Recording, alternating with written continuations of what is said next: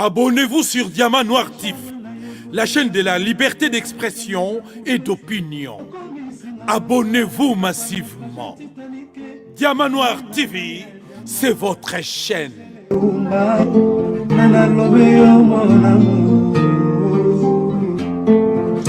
Téléfortifia de mon corps en cas de rechute. Alingaka na bondelaka elokola bébé ya moi. Ekila monena pesaki ngangumi ya suwa ye te o.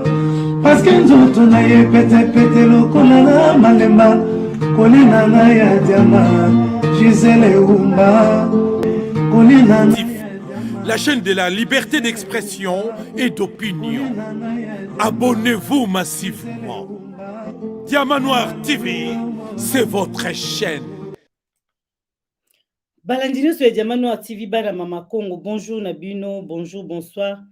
Ça dépend d'Angonga. Tona esika o yekuta melio kaka esika ozolanda biso na kati ya antenne na biso na Diamant Noir TV. Peuple congolais bandeko, lelo tozana invité na biso o toyebi malamu pona kosola mae ezo salema na mboka na biso pe na bomoi na biso ba congolais. Nde yango tokosola elongo na Major Ngwanda o azali elongo na biso. Bonjour Major Ngwanda, boni poto yambio lelo po manyolela biso mai mazali koleka boni santé. Nzambe ya bomo epe ya solo apambola yo ebele mama Gisèle apambola libotale ya yo équipe na yo et puis apambola ba la dibanse ya Diamant Noir TV pe bana ya RDC tozali na bukolongo ni nzoto. Merci mingi pona opportunité au pesinga.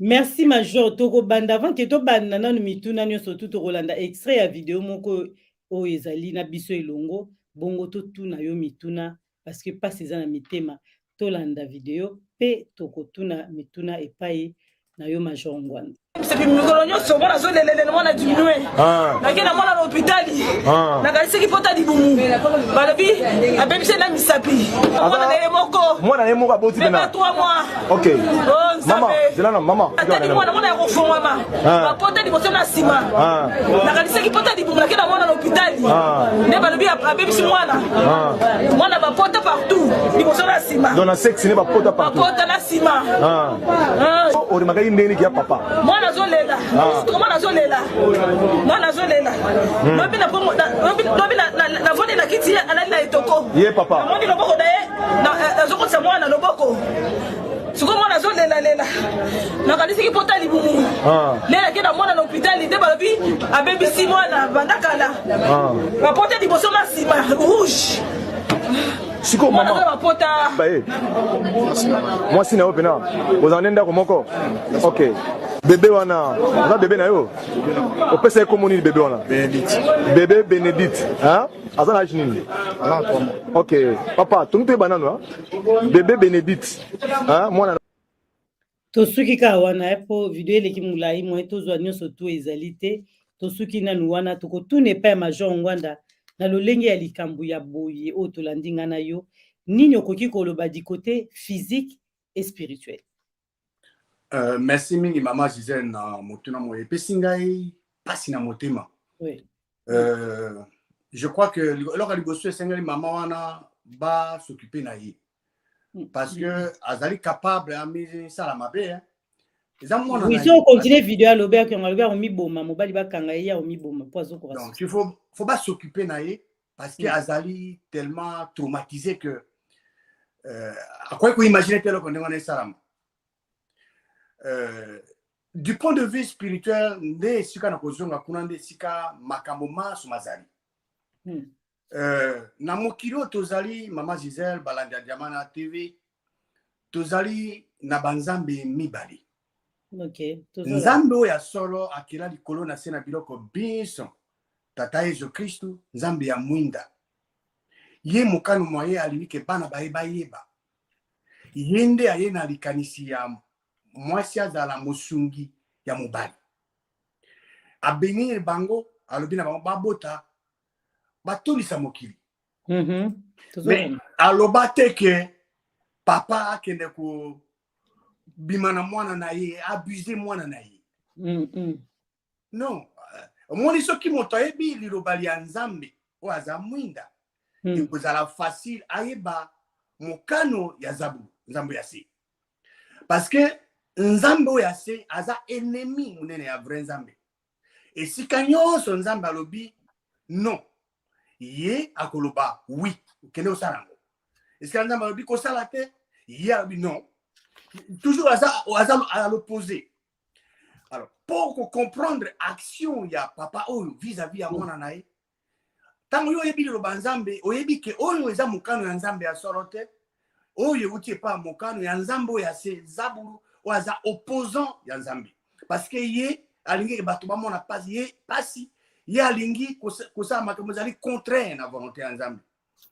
Ye azoko sala makambo na mboko nazali na aki osana mokonzi mosusu na aki osana compagnie moko ya munene na mboko oyo a voyager ake na mboka moko sika alalaki sika na hotel alali wana bato bayaka ebele bato baye azaki obligé longa na hotel wana pona nini po makamozo le kwana atuni na réceptionniste mais ele mamoni zo le ka habiter mo bato baye Bamba yepo ba honorer moto yo abusé mwana to ya 3 mois ya 6 mois yende ba ko honorer yende ya koza coupe ezali secte moko diabolique ezate que esangali ba konzi ya mboka na biso ba fungola miso ezate que lokola bandi azaye moko te ye azo ba landa esika ya kendeki bato azana na contact na bango. Et bien sûr, possession, c'est un esprit diabolique qui pousse les gens à causer ce genre des actions. Parce que maman Gisèle, moto azali normal. Vraiment. Moto azali possédé, azali un esprit diabolique. Mais d'abord, l'ikanisirina est outil. Et où t'as wapi? Non. L'ikanisirina est outil pas vrai nzambe, l'ikanisirina est outil pas nzambo ya se zabulu. Moni, ce qui bato baye baka. Nature, vraie nature à Zabou. Mais parce que le diable est infiniment méchant. Le vrai Dieu est infiniment bon. Ils allaient décrire dans le livre à Job. Dans le livre à Job, ils ont livré beaucoup à Liboso. Ils ont appelé sa révélation à Moïse à comment. Ils ont démontré d'une manière claire la bonté d'Ensemble. L'Ensemble est infiniment bon. Le diable est infiniment mauvais. C'est un exemple. Mais côté papa non ça côté pas major. Côté là mbongo ezate ya violer mwana mbongo ngo so parce que non maman je parce que azo ko sala mokano na Nzambo ya se. C'est un monsieur qui n'est pas dans son état normal, c'est un monsieur qui est possédé, contrôlé. Tant esprit ezo contrôler moto. Moto Azako agit sur ba inspiration diable les yeux c'est ça la révélation Zambla de PCA ça là azo action du côté à vrai Dieu Zambe pe azo travail na bananae alors ma action na bana Zambe ko contredire te mukanu na Zambe tango likambo moto azo sala ezo contredire mukanu na Zambe ya solo et outi pas vrai Zambe te outi pas Zambe solo te moto mona esengeli bakozi ba fungola miso surtout bato bazana justice, bateau bazana police, balandela et si kazo ko fréquenter, bateau bazana contact na bango dans le monde spirituel, bango bako kuta bango. Ça veut dire que na kitesa c'est comme ezanango wana na mboka. Yende maman wana za courageuse nde alobi. Ba mususu azo continuer ko kanisa quelqu'un ndenge zona peut-être eza hémorroïde te zalo mususu. Pendant que bateau wana bazo ko agir bazali bele wana à partir ya ye ce qui va causer action, va faire investigation, va découvrir que cette wana ya mabe eza na mboka na biso. Donc bato ba fungola miso c'est ma mbela na ngai que tozong n'est pas vrai Dieu, to examiner ba action.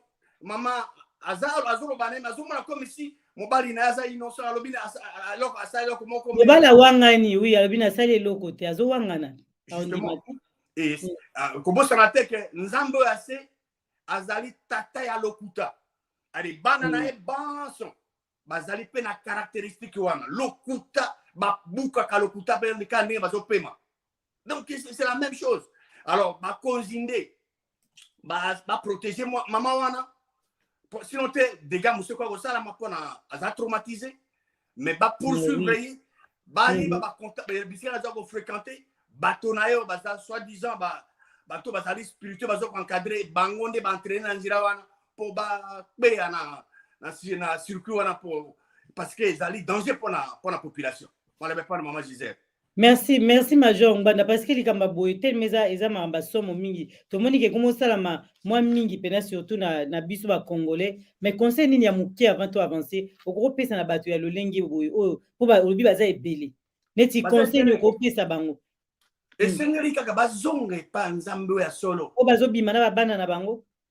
C'est-à-dire que bato moni maman Gisèle nzambe o akela likolo na se oyo alinga mokili mingi ye alingaka te ke méchant awa te nzambe oyo abolingo alingaka ke méchant abongwana moto ya mabe abongwana pe à vivre eza na Ézéchiel nzambe Dieu ne veut pas que le méchant meure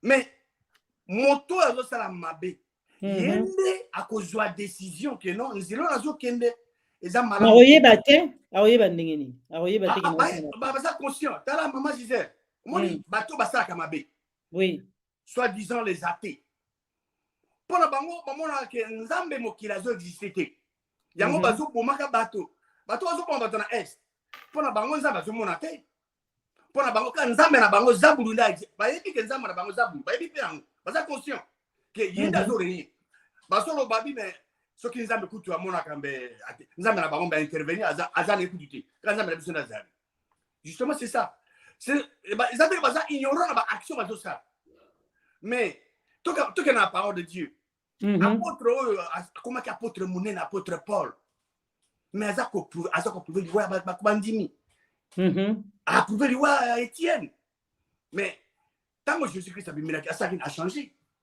aza ye moko te bato baka ezali ebele na kati ya liloba nzambe bato bana la seule délivrance na bango mama Gisèle ekouta na nguya ya nzambe ya solo parce que bango baza déjà na nguya ya zabulu ba oyo babotami mbotama ya sika ya bakomi bana zabulu bao wana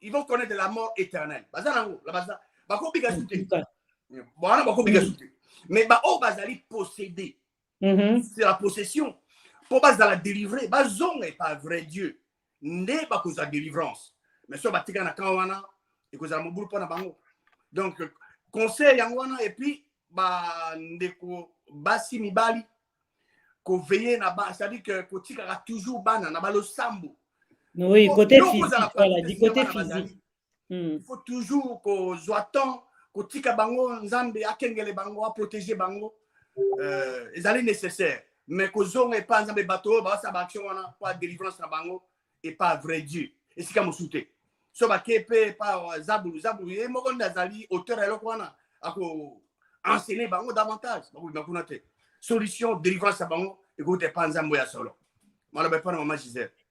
Merci Major Mbanda ba congolais na matoi na bango tozonga na likambango sima toyoki que le président ya parlement Mboso ayambaki ezali ba pasteur pe asengaki na bango ba pasteur ba mobiliser bandimi pona milulu oyo union sacrée esalaki na mokolo ya lobby oyo eleki na stade des martyrs. Major nini okoki koloba au sujet de cette réunion d'hier?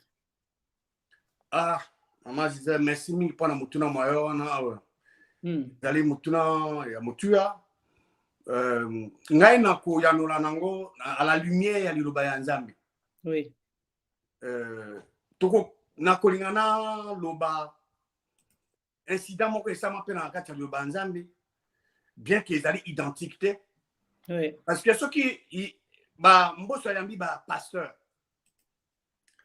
bon bato kufa na est hein bato kufa na est mais curieusement na moi te ke Mboso abenza pe ba pasteur bon ba intervenir ba motiver ba exhorter bandimi na bango ba bondela pona mboka pona délivrance salama na mona ngote et curieusement bon soit disant ba pasteur mon tout mon côté nakati na bango ako reconnaître te que bon est-ce que le gouvernement bazana likambo senge basala conseil est-ce que ezali est-ce que le peuple ezali ko vivre bien parce que pasteur bazana ba population mais nakanisi nakokende nakati ya banzambe pona pesa moi masa tout ça la comparaison.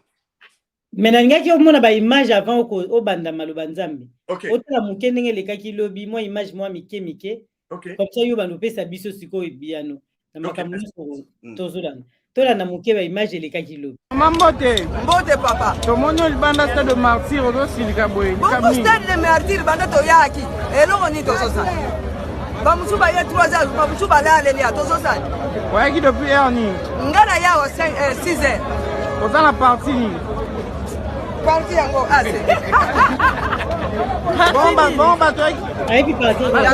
Bato yaki na bango bake wa petit. Na bango pedoki liwa. Position zo ye banate. ACS parti nani? Parti nani? Bon, yo wana ko tala kale. Baluka kachota la kom. Kuzala drapeau. Sana stade. Ayebi que non boyaki bakapo ya ilo sacré et l'équipe malam. eleki malamu te patron mpona nini eleki malamu te na sansi te ozomona yo moko bato kutu baye te na ye moko eza tokatiaka kozala aye te komona ke les apantibes na bapantibes na ya congolais te bakitikutu polele. Voilà tosuki na biso ka wana. Donc pour ambiance ezalaki bato baye ayebi ta likambo ayeli te mama nakuta ayebi na ete ayeka kapo ayekaki mamba $10 eza tokatika mwa mokuse mais tozoyoka sikoyo continuité banda ko expliquer biso major ngwanda omoni mama Gisèle merci mingi soki déjà likambo ekomi na kanyaka opesa bato mbongo mpo basala boye nzambe aza wana te nzambe oyo ya solo azali contre corruption kanyaka opesa bato eloko mpo basala boye non liloba nzambe ezali nzambe apesa liloba ne gratuitement topesa bato gratuitement mais soki olingi osala eloko ekomi na mbongo ekomi mobulu soki totali ino sacré objectif ezali nini réunion basali to likitali basalaki lobi loleki ezali po ete balonga na baélection ekozoya mpo bakonza mboka bon na réussi moko tongo na kolinga totala awa ezali identique te mais bango est-ce que baexamine batali est bango baza na pouvoir bazosala mosala malamu peuple eza bien eza ndenge nini parce que na kati ya liloba nzambe na koloba yango na balandi ya diamano ya tv bana RDC na buku ya 1 roi chapitre 22 1 roi chapitre 22 oui bakotanga yango na ndako verset 2 à 38 1 roi 22 verset 2 à 38 bakotanga na ndako donc ça résumé nango awa ezali roi Josaphat azaki roi oyo azaki spirituel azaki côté ya vrai nzambe yake kotala roi ya Israël parce que Israël kabonaki na biteni après le sima roi ya David kabonaki Israël na Juda Josaphat azaki mokonzi azaki roi ya Juda aki kotala roi ya Israël Akab moi c'est qui Jézabel donc vendu pendant Zabou. Alors roi wana lobina azoba na bato na ye Akab abi bon abi mais boyebi ke Ramon oyo eza na Galate eza mboka na biso eza mabele na biso bino boyo s'inquiéter nango te faut tokende to récupérer yango Josaphat ntango ake amoni ye ye atuni Josaphat Akab roi ya Israël atuni est-ce que oya te na ngai tokende oyo edenga tobunda tobotola mabele na biso oyo eza kuna na Galate wana Ramon bon Josaphat andimi mais Josaphat alobi na ye loka Josaphat a mesana na nzambe asola lobi est-ce que ko consulter nzambe te faut tout na nzambe bon bato bakendeki na stade ya martyr wana oui bakendeki mpona objectif moko bayokana mpo balonga baélection but nini po bakonza mboka. Est-ce que peuple azali concerné na kati na loba déjà na shona yo que bakonzi o to kozana nango to sengeli na bango o ko bakonza mboka lobi ezala bakonzi yo avant bazwa décision to ba exécuter projet na bango batuna mituna. Est-ce que projet o et lokoto ça lingoto décision to kamata ezapo na kembo ya nzambe ya mibale? Est-ce que ezali po na bénédiction ya peuple congolais? Misato, est-ce qu'ils allaient pour un intérêt supérieur de la nation? Ce qui manque, il y a ma question est oui et il y a non. Et c'est un peu de projet. Question on a aussi que l'Andia diamanté batuna est-ce que réunion à lobby l'Italie à lobby ezali pour répondre à ma question. Misato wana. Ah tout continue à Kawan à Josaphat. Alors roi wana à Israël. Lokola mesana qui a salé la fonzambe il a bengisi environ 400 faux prophètes. Pas bon tant que le baki mbosso a bengisi peut passer avec des 300. Oui. Bon ce que tu évité à consulter bango on a évité. Yepé mon cause Israël ça qui n'est mo bengisi environ 400 prophètes ba faux. Bango pense on se dit oh roi kende kuna Nzambe ça peut sur mabelo wana okozwa okende roi ah bango pense zo baningo wana Nzambe ko livrer na mboka na mboka no sikoyo roi ya Juda Josaphat alobi mais ah est-ce que nani vrai prophète moko ya Nzambe ya solo azate to consulter mais aucun réponse ya roi ya Israël Akab alobi na oui moko azali Miché, mais il a prophétisé à ma bien pour l'engager. Toujours à ma bé. Il y a roi Josaphat Kolba Boité. Mais Benganano yé, en tout cas, Toyokai. Bon, Batini Moto, Maka Bengié, Aye. Moto en temps avant qu'il ait qui va prophète ne bazo kumisa roi. Non, Kende, Kolonga. Tout est ça bien. N'enga pas battre une sacrée bazo bisa Fati, oh. Kende élection mamoto on gagne non peuple balingo makasi mais selon passage au bateau on a vraiment que ba prophète profession bazo pesa ezo pas esprit à lokuta esprit à lokuta ezalaki na plan que ba détruire roi Akab bazo koloba na ye que oh kolonga mais nzoka nde baza koloba na ye akende pas kana kokufa mais ya ida kamoti. Bon, mon toit a accueilli à ABC, Michel. Oh, t'as là. Roi Béni, je connais pas tout. Prophète, va zakuna. Va souba bien, prophète. Je peux pour la première fois qu'il ne peut le mapper bien, na roi. Na roi. Hein? A commis. T'as a commis. Roi tout dit bien, c'est ça. Donc, qu'est-ce que tu as abi oui, de Kolonga. Abi dit. Coco ça été le bas pesant solo. C'est quoi? Alors, prophète a passé vérité. Alors, mais. Est-ce que vous avez kuna au Kolonga terre namoni Israël ezali 100 mètres bazali ezalo ka pata e palangani bazangi moto azo kamba bango namoni bana Israël ba palangani partout tango roi Josaphat ayoki nenga na bime nani roi ya Israël ayoki nenga alobi na Josaphat roi Juda moni na baki noni il type de prophète, on va pas bien pour arrêter. Mais au les cas humble, ayoka, oh Michel Alobi, il y a besoin d'argumenter. Tant que Michel Alobi qui a esprit à l'okuta des petits nabango, balo ba prophète balo ba ningwana, prophète mususu, oh ya l'okuta, il y a yeko beta vrai prophète mbata. Ah. Esprit anda belonge para ngandenge comme pas no makamoni olobane. Koko ta pas muninga te ka foyemo. Ah, c'est ça. Alors, mais Michel vrai prophète Nzambe alobi yo okomona ngo tango yo bana okima bandako na ndako weba. Alors, roi sikoyo ya Israël apesi mitindu abi bazoyer prophète bakende nae babombaye batia donc on a prison quoi.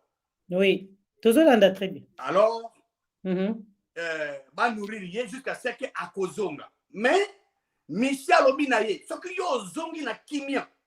Nzambe mokili nzambe solo alobeli ngai ti. Pe alobeli susa kebisi bana batotu ya Israël. Alobeli bango bino ba so boyoka bana Israël na yo pe Josaphat. Boyoka roi Juda. Que conseil beaucoup de connaître parce que ya roi zonga te. Bon. Roi ya Israël alobi na roi ya Juda, Josaphat abi que bon, ngana ko se déguiser na nga. Mais yo tika na bilamba na bokozi ya roi. Toke na bitumba. Maman Gisèle la diamana Noir TV. Roi ya Syrie et Sigazali a pesi ordre na batonaye. Abi bozo kenda na bitumbo yo. Bolu krenga ka roi. Mais tango Josaphat na o roi Israël bazo kende, ye roi Israël bini ye a ko se déguiser. Roi Josaphat atika na elambane ya roi. Tango bakei basoda asiri tango baye bazoluka bobele roi. OK. Baye bamoni tango Josaphat a gangi. Bamoni non o ezali akabete batiki. Batiki tango batiki qu'est-ce qui s'est passé? Soda moko ya Syrie a beti flèche par hasard. Et kokozo Akab. Roi ya Israël. Oui. Akab gangi abi nazoki. Boki misanga na bitumba bona na champ de bataille. Bakena era ko ne samagi. Akaba kufaka. Akab na pokwa akaba kufi. Ba memia na Samari. Bako kundae. Omoni situation similaire yango wana. Bato wana bazana union sacrée bazoko ebisa ba fatigue peuple balingi mingi ba soki basali kwa kena élection ako gagner do bazolo babungu soki ba to comparer na récit tout ko tanga exactement ça ba esprit ya lokuta esprit ya mensonge nzambe ya se azali tata ya lokuta yendo inspiré ba tona bazoko ebisa parce que du point de vue mais c'est ça non. Est-ce que le peuple va bien? Est-ce que le peuple va bien?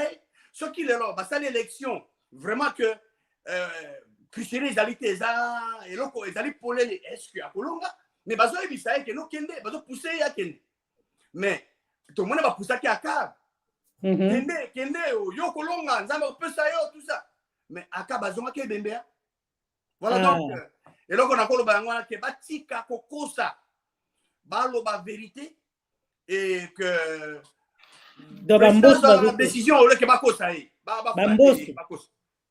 bamboso mbazokos ya bazo viser libumu na bangote a prophète on attend bazalo prophétiser mais c'est pour l'intérêt là parce que roi azo qui bango Isabelle azo qui bango il y a Isabelle azo pour un vrai prophète nazo tika ba faux c'est ça ça n'est moko.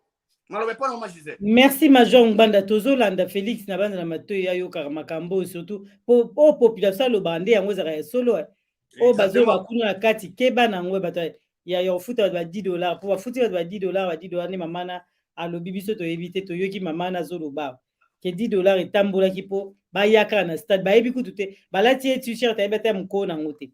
Major Ngbanda tozomona les peuples congolais za lelo opprimés. Son droit est violé, la justice ya mboka na biso est violée. Biso tozaka kotuna motuna. Est-ce que eza mokano ya nzambe lelo que peuple congolais a vivre makambo nyonso wana? Merci mingi mama Zia na motuna moyo. Motuna o ezali mutu ya na mboka na biso. Kasi ambona répondre na motuna mona. Ngai eloko nazo suggérer na mboka na biso. Oui, tout ça. Compte tenu à masse les cas dans Canabiso, indépendance il y a depuis 60, tous à copier ka bapaya, tu copier batmasusu, biso moko tozalité mais to bosani oyo après ça biso mabele mana nzambe mokili. Et sengeli biso toyeba ete nzambe asala biloko mibale bana mokili. Na mokili tozali na nzambe oyo asolo azali mwinda tozali pe na nzambe oyo ase azali molili tozali na moi tozali na butu. Ouais. Tozali na mobali, tozali na mwasi. Non, makambo mingi ezali mibale. Butu moi quand bizokindi. Alors, Congo po to éliminer makambo ebele, to tika ko batama. To sala obele parti mibale. Parti moko eza pona bato banso balingi vrai nzambe que mboka pe ekonzama na ba principe ya vrai nzambe. Basa parti mususu pona bato balingi zabulu balingi ete mboka ezala conduit na ba principe ya zabulu. C'est très important. Pourquoi nazolo bango? Parce que depuis to bima on a vu que bima na Égypte soit disant indépendance. Donc comment on a terre promise dans la bisoté? Terre promise à RDC Zalini. Les années, pandé la biso major tozoyo. Terre promise à RDC Zalini était congolais pe congolaise moko na moko a joui na ba kita to ba ressources naturelles au Nzambe atia na mabele mana ya RDC.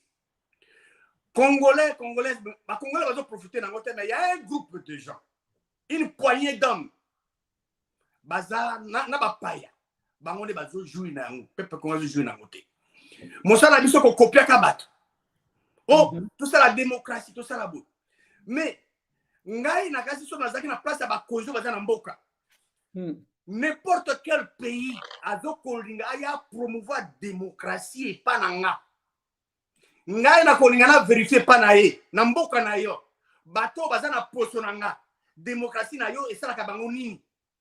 Ce qui répond des alliés non, yo côté ngai te. Yo côté ngai parce que yo côté la démocratie pendant que na mboka na yo bato baza na poso nanga bazali maltraité na koyamba yo te na koyoka yo te. Simple. Tokolanda nani? Tolanda Nzambe. Tolanda Nzambe akela likolo na se tata Yesu Kristu atrasa nzela atia na liloba liaye po ete bana baye balanda. Et c'est nga to copier tout ça le lango. Bato bazo utiliser terme ya démocratie pour quoi faire endormir bato. Est-ce que na Rwanda démocratie mais o azakuna bazo kumisa ye. Tout tika biloko wana. Non, maman Gisèle, Nzambe o ya sala likolo na sala biloko biso. Ye alinga te que peuple n'est à opprimé. Nature n'est amour. Zabulu nature n'est ali likuni hen kusala mabe. Nzambe na bolingo boyi na bolingo ne pona bana baye. Ya kolinga te amona bamba souffrir. Nzambe azali Nzambe a justice. Ya linga te que peuple na ye justice na ye za la violer. Non. Nzambe alingi o Nzambe solo alingi te que bana baye bazala opprimé. Mais nana alingi que bana Nzambe bazala opprimé. Ezali zabulu. Le faux Dieu yende ya linga ka bana Nzambe bazala opprimé. Pourquoi? Parce que tant que bazali opprimé bazana tenter à consacrer tant à bango pour adorer le vrai Dieu. Mais tant que pression est qui? C'est mon talamuki na tongo. Donc, comme un exemple, la RDC Sikon, c'est pas toi la moki. Ma politique est arrivée en hauteur. Parce que les mouvements sont vides. Pas la balle n'a noté. Il faut que dans l'entretemps, dans l'entretemps, on a est, bateau, quatre bateaux, tout. Dans ma béré, j'ai occupé. C'est voulu entretenu. Dans Ecclésiaste chapitre 5, dans Ecclésiaste chapitre 5, verset 8, le exemple le dit que ce qu'on monnaie dans la province. Et cause dans la province, et cause dans la Mboka, pays, le Congo, ce qu'on monnaie pauvre. Pauvre les affaires moto, les moto fait partie à bateau. Bateau, humble. Ce qu'on monnaie, pauvre les opprimés. Pe droit na les allés violer. Na justice les allés violer. Nzambe akela likolo na sala bibo. Koka moité. Donc, na Congo, na ndenge na otimo tona tomoni peuple congolais est allé opprimé. Na ndenge ya bozoba. Ba maman baza violé, bana bazo kata bato mitu, mabele za occupé. Justice est allé violer droit bato eza. Droit kutu yo koloba eza violé. Alors nzamba bi que soko mona ngoko kamwati. poete moto yo a télé azana bokozi wana oza élevé wana na bokozi ye moto mona to ka mataka exemple concret à RDC juste peuple azali opprimé na RDC justice azali violé droit les a violé na kama dia exemple à RDC ni loba selon verset oyo soki na RDC justice ezali violé peuple pauvre azali opprimé droit les a violé ni loba Félix azali placé sous surveillance ya moto à l'équipe.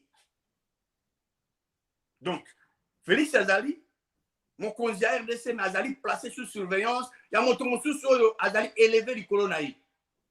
Alors likolo ya bango mibale likolo ya Félix na o azali surveiller bato basusu baza kuna ebelo bazo surveiller bango. C'est ça explication Ecclésiaste chapitre 5 verset 8. Ne t'étonne point car un homme élevé est placé sous la surveillance d'un autre plus élevé.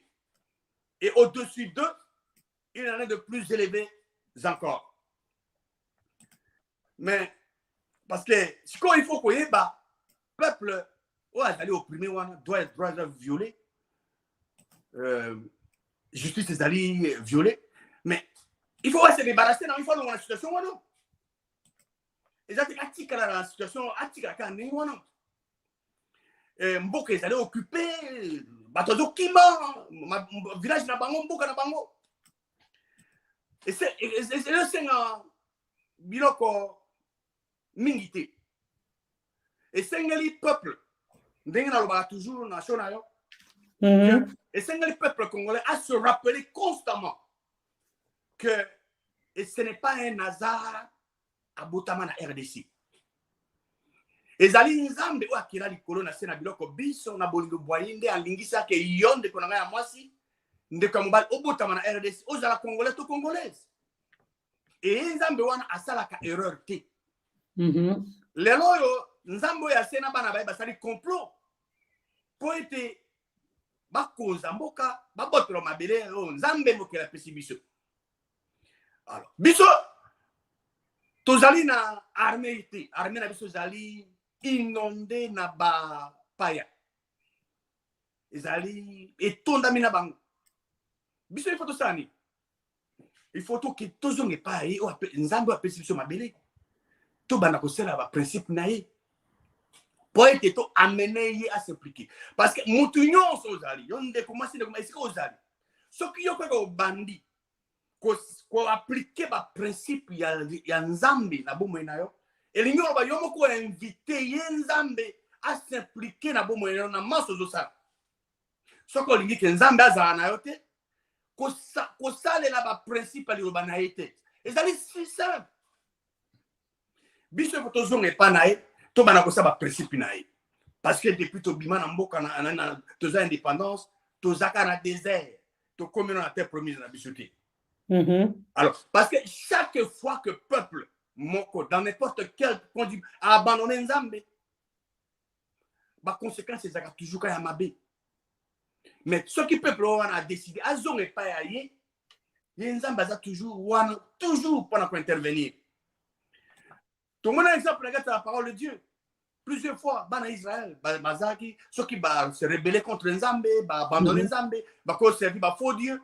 Ozomona bazali dominé, bazali na mboka na bango, bazali opprimé, parfois bazui bango bakema na captivité, mbala na mbala, ezali. Mais biso faut toujours leçon. Parce que mokili mobimba, bato oyo bazali pour biso bazali te. Mais comparé à la situation de la Ukraine, le monde entier se mobilise, le monde se divise. Oui, oui. Mokili akabali sikoy, ba musu bazana na Russie, na États-Unis. Alors, mais biso, au lieu que tous à la côté gauche, côté droite, mais tout qui n'est pas biso pas vrai nzambe. Oh ya eswakate. Ok, yon de combat, yona yenzambe. Non de mobile ko binoti. Yona nzambe boza majoritaire. Maman je n'ai zawana. Yona nzambe bozali majoritaire. parce qu'avec hier bokosala makambo minene biso tokende pa na ye so toke pa na ye makambo mingi makochanger condition ezaka mibale ezali condition ya liboso esengeli bana ya RDC batika idolâtrie ekomi elamba to biloko ya kolia lipa ya kolia mokolo na mokolo. Idolâtrie c'est mettre quoi que ce soit avant Dieu. Et kozala bato mona kaka et quoi et que monsieur kozala visible et que monsieur kozala meza kata mayele moto mususu nzambe na ye kozala libumu na ye soka la mukina tongo eloko la zoka sa liboso libumu na ye. Donc tout ce qu'un homme azotia liboso en nzambe za nzambe na ye et c'est toi abandonné nzambe azala na second degré second planté nzambe za toujours na première position. Alors eloko la mibale zali parce que idolâtrie yango ne zo aveugler peuple to une nation et tango esala minenge wana babandi kosala prière pour na bato basusu omona no basa prière na basantu prière na Jésus prière na songolo pakala te nzambe ya solo aza seye moko aza unique ye alingi ba adorer ye pe mwana na Jésus Christ ayaki aye ko yebisa baye ko libaye ba adorer ye ba sambelela ye ye moko Jésus Christ na exemple na ye asambeleli nzambe wana mbala na mbala même avant akufa aosambela tatane wana tango asekwi ayebisi Maria kazoke ne pas tatane pe tatana na bango. Donc to garder ye nzambe wana toujours na première position to adorer ye po ete ba makambo mingi na mboka na biso e bongwana to éviter idolâtrie to éviter ko adorer ba faux dieu parce que volonté en Zambie est que peuple na aza opprimé a retrouver liberté na ye a jouir na bonté en Zambie. Alors ce qui tolingi pensa que to longwana na bisika wana na pasi wana esenga eloko la liboso tout ça là to zonga epana ye po ete ya lingala teke bana ba souffrir. Dieu a tant aimé le monde qu'il a donné son fils unique afin que quiconque croit en lui ne périsse pas mais qu'il ait la vie éternelle. Nzamba lingala teke bana ba souffrir ye nzambe plan na ye projet na ye asali pona bana na ezali projet ya paix ya prospérité pasi euté pa nzambo ya se malamu euté pa vrai nzambe. Alors biso tozonga epana ye po to bénéficier na maso oyo ya rendre disponible pa na biso mala be pa na maman Gisèle. Merci Major Tozolanda yo Tozolanda la boké bignon surtout dernièrement sur likambo ya kosala soulèvement populaire en RDC. Vous y avez dit oui mais que ce soit organisé, que cela soit organisé. C'est ce qui est le bagi na biso. Tokotuna mutuna. Yango tokotuna poto yeba to comprendre pour que la RDC soit délivrée. Ezo senga bato ebele. Y a-t-il des exemples à donner? Tozolanda Major Ngwanda dans la parole de Dieu. S'il y a des exemples dans la parole de Dieu. Merci maman Gisèle. Mutuna na za mutuna ya mutuya. C'est vraiment mutuya kitoko. Oui.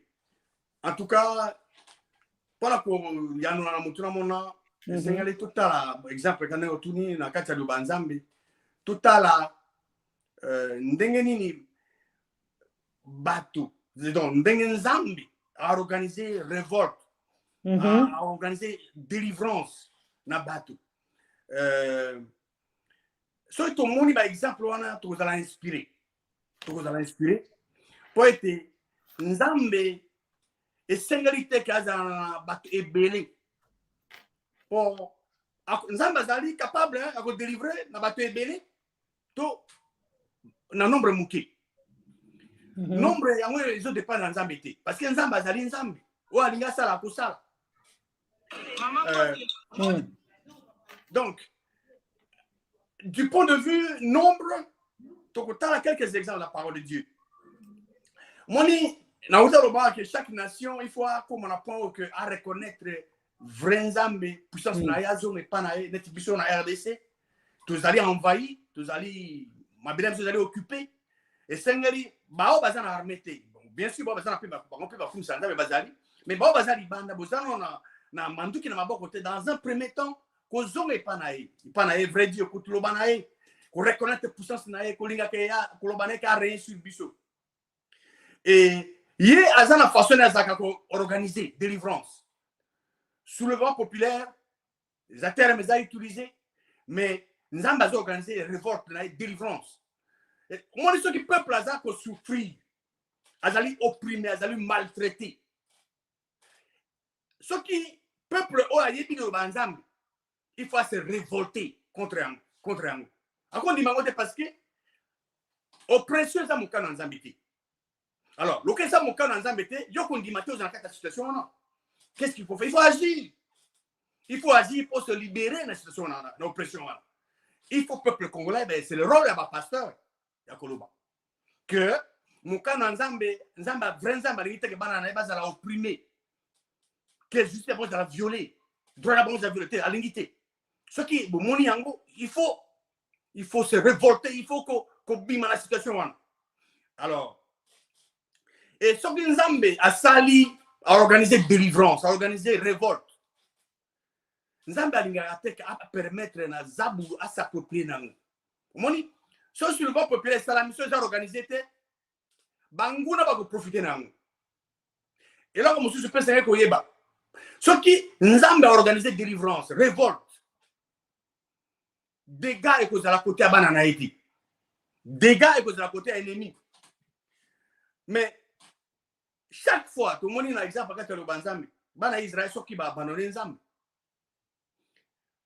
bango bazalaki opprimé dominé bamene bango na captivité soki bareconnaître nzambe ya solo bazongi epa na ye bagangi nzambe mokili nde aza kosusciter un libérateur. J'insiste là-dessus.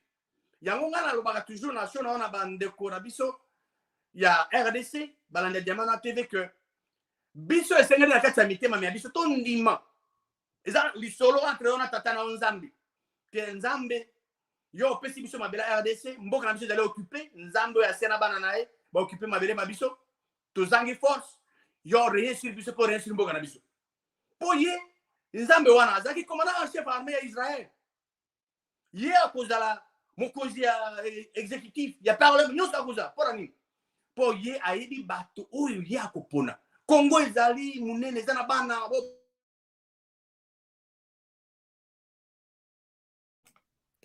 Major azozonga tobandi loko mo ezwa mikuna kozongela biso. Oui. Okoti na émission j'aime kaka pamba tila biso déjà pour Major azonga to solola.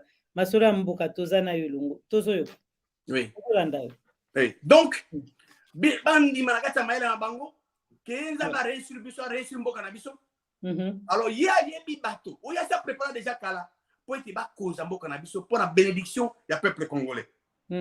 Alors pour yenzambe wana ye akoki kodélivrer na un petit nombre to na un grand nombre et yende moto azoko susciter libérateur ce qui peuple a gangi et panaï tant to gangi ya ko susciter abi zwa songolo pakala au lieu que biso selon les 5 sens to banza ke o nde songolo pakala azabo songolo pakala pendant que ye avant de azotala azomona pasi ayebi ke songolo pakala bato boende bazali qualifié à ko libérer mboka. Alors na kati ya parole de Dieu, par exemple ezali ebele. Exemple ezali ebele mais na ko couvrir on sur tout exemple ya révolte samaki ya liboso o nzamba organiser. Na kasi balanja diamant na TV ba yebi yango, pe bana RDC ba yebi. Bana Israël bazaki na Égypte. Bazaki na Boumou pendant 430 ans. Mais qu'est-ce qui est arrivé? Nzambe ndé a organisé révolte na ba se rebeller contre ba boy qui base dans la sous ordre. Il y a Pharaon. Mais c'est Dieu qui a organisé leur sortie en envoyant Moïse. Moïse a réuni Bassien, a communiqué volonté ensemble. Aaron de connaître la Kouana, va s'organiser, instruction sur les maté à ti, Banezre Babimi. Exemple, monsieur, Balanda Diamant a tenu Exode 3, verset 7 à 10 beaucoup temps. Exode 3 verset 7 à 10 beaucoup temps. Exemple monsieur à délivrance à Israël organisé dans Zambie moko. So révolte. Bango bazaki toujours kana na patient bazaki sur domination à roi monsieur. Bazo si nokolo bango. Tango bango bagange pa Nzambe. Nzambe a suscité moto monsieur libérateur. Nzambe a organisé délivrance wana. Tout révolte wana. A exécuté par la croyance d'un seul individu. Tout le monde a dit Moïse. Galiboso. Azaki yemoko Nzamba tindie. Ehud, balanda diamana te bakota ngango na Juge 3 verset 12 à 30. Juge 3 verset 12 à 30. Ehud kaka mutu moko yinda libérer Israël comment? Abumaki eglon. Na épée na e, na loboko na ya gauche. Yinda libéré mana Israël. Mutu moko. Exemple monsieur sur révolte. To délivrance organisée dans Zambie. Ils allaient exécuter na croyance to na bondimi ya bato mibale. Ils allaient Esther na Mardoché. Ils en allaient au Banzambi. Bana Israël bana bato bakotanga juge chapitre 4 à 10 bakotanga ba mona nyusi za na kati wana. Bato mibale ba libérer bana Israël. Croyance na bango. Nzamba sengete bato ban surtout mais bato mibale na Dieu a travaillé na bango. Exemple monsieur sur il y a révolte, toute délivrance organisée dans Zambie et ko apporter délivrance à bana Israël. Mais ça la makina na Gédéon. Gédéon a vendu à Zoloba. Mais papa na biso makambo hein, Nzambe a délivré tout ça mais Nzamba tinérange pas na. Tango sengi a bato bakene na bitumba. Bon, bato baye. Tango bato baye, bazaki 32 000. Nzamba lobi loba bao bazo banga bakeni. Tango lobi moto azana bobangi azonga na 22 000 bakeni. Etikali 10 000. Vous talano bonen. Donc 32 000 personnes babimi pour bakena bitumba. Parce que côté à mon guna kuna bazali le bazali bazali multitude mo tanga bango zati. 32 000 bakeni. Tango Gédéon lobi que bao bazana bobangi bazonga 22 000 bazonga na bango na ndako. Etikali 10 000. Nzamba lobi na Gédéon bi non 10 000 ostika na bango za kutebile. Parce que la limite solo na soki to balongi bana Israël ba bateke non ba tout à tout la bango parce que to bisone na bokasi na bisone to longi. Même bango na mai. Même bango na bato bazo mela bafuka mi mabolongo bazo mela mai. Tia bango pembe ba bazo bena mai na monoko. Tia pe bango pembe. Bazo zo mai bato na monoko zaki 300. Nzamba li bon. Na ko délivrer na 300 personnes. Et maman Gisèle, balanda diamant TV, Nzamba a délivré par Israël. Na 300 personnes. Ils ont dit que bato zaki belé to nengeni non. Mais ce qu'on question dans beaucoup juge au comment Nzambe a organisé délivrance, révolte, yabana Israël, bazala qui opprimé na roi mususu. Mais ben oppression violente, il y a jamais. Azaki roi ya Kana. Mais Nzambe a travaillé na Déborah. Déborah na Barak. Déborah a vu révélation panza mais Nzambe yebisa Barak azabato 10 000 hommes bakende. Il a discuté na Déborah est prophétesse. Aïe moi si. Bisobi ok na ngaite bon bana ko kenete Déborah bon. Yo ringi fungala. Bon ça va. Nakoya. Yeah, andimi mais avec une condition. Mais le rond demi kengala ya kuna. Poyo kende. Nako kende. Kasi Kembo et que kende pas na yo oza Kembo te. Il y a les commandants. Kembo et kende pas moi si. Et c'est vrai. Ba kei pe ko maman Gisèle. Ba kei ba komi kuna tanga komi na ngonga bitumba prophétesse. Déborah lobi na Baraka le ngonga yango Nzamba pesi yo go kende. Mais lilo banzambe zolo ba Nzambe ndi atiaki embuscade. Na troupe parce que côté à Munguna kuna na roi Jabin si sera zaki moko armé ayena bachar banini mais bazala qui détruit victoire les alliés. Cela veut dire que pourquoi on attend quelques exemples, par exemple les alliés, même Jonathan, Moussali, va délivrer Israël. Donc par exemple les alliés et Belé à Banzam. Dans le bien on a dit pour n'importe oui, Batouazolo va soulèvement populaire. Ce n'est pas une mauvaise chose. Mais il faut structurer, organiser. Par exemple, tout le monde a dit au Banzam. Nous avons dit quoi, c'est ici, révolte, organiser révolte. À mon avis, il va opprimer, il va souffrir. Il y a organisé révolte. Allez, bolon on a bon, beaucoup d'assurer, mais t'as la songolo paka, sala, bossala. Ce qui nous a sali, côté naïe, dégâts, ils ont la gâté. Diable peut encore profiter d'un côté, ennemi a profité d'un côté. Mais ceux qui ont surtout en bas, on va penser dans le ceux qui vont ça bon, il faut bien structurer. Ce qui va bien structuré, on peut ça dans l'objectif, va permettre na munguna à récupérer la situation, va retirer sur mon sous plus mauvais que tout ça qui déjà avant. Voilà en résumé et il y a un monté dans ma maman disait. Nazo côté maman disait. Très bien. Merci na balandio bozo dans biso de partout boza wana bokoti ebele pona koyoka ma major azolo beza makambo toza nango bezo to eba vraiment surtout que mituna na biso ezaka malamu mingi tango bino bozo koma ba commentaire tozo mona major ba congolais balandio lelo na kati ya Diamant Noir TV parce que o pesi bango déjà ezali ebele ezali motuya nini oyo bakoki kotika nango to nini okokai koloba na nyonso tolobi lelo to pesi yo malo. Maman Gisèle, merci pour le loba. Ngonga est commis na RDC au que Sengali to confier gestion en Boka Nabiso na ba congolais pe ba congolaise oyo ba lingaka nzambe se moko ya solo pe ba lingaka RDC ba lingi pe peuple congolais.